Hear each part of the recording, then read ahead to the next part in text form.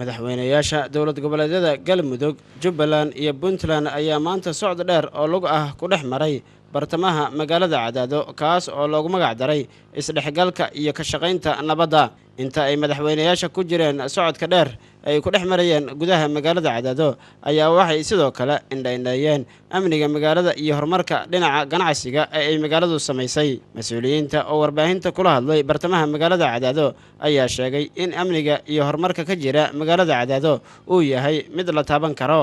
madaxweynaha dowlad goboleedka Jubbaland Axmed Maxamed Islaam Axmed Madoobe ayaa sheegay in kulamo gaar ah oo ay wada qaateen madaxweynayaasha Galmudug iyo Puntland ay ka wada hadleen sidii nabad loogu soo dabaali lahaa gobolka Mudug. markaan uga mahad celiyo aan uga hambaliyeeyo Mr. Xaaf iyo xafladiisa caleema saarka waxa kale oo u mahad celinayaa waftigii ka yimid Puntland oo ficlan go'aansaday inaynan noqonin nabadda daraadeed iyagoo doonaya walaalahood Galmudug inay la wadaagaan wax badan taasina ay sababto inaan saaka iyo ilaa xalay fadhiyo goosgoos ku jira saakan aanu ka wada hadalnay sida labada deegaan labada dowlad goboleed ee deriska ay walaalaha ah wada shaqayntooda iyo ixtiraamkooda iyo nabadda ka wada shaqayntooda sida labada hogaamiye ay daacad uga tahay.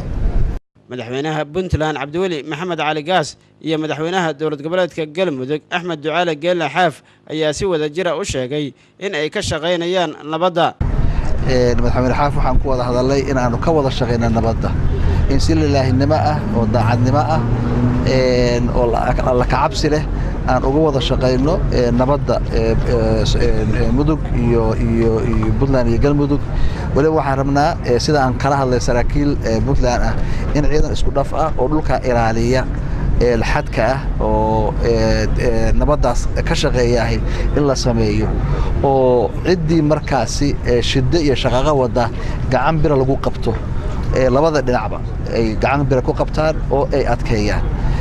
ugu dambeyntiina waxa weeye si arintan galkacyo xal waara loogu helo iyo nabad in ballan dambe aan ka yeelano aniga iyo madaxweynuhu sidii aan hawshaas loo gali lahaa loona soo afjari lahaa. hadda waxaan dhex taaganahay magaalada Cadaado dhexdooda banaankaan taaganahay waa nabad. ummadda reer Galmudug iyo reer Puntland waxaan idiin sheegaynaa aniga Cabdiweli waana kaas shacabka iyagoo israaca idinkuna isu calool furnaada wax allaaliya wixii dhibaha way joogsan doonaan jidadka waa furaynaa sida ugu dhaqsaha badan. Bashiir Maxamed Salaad Hon Cable TV Cadaado.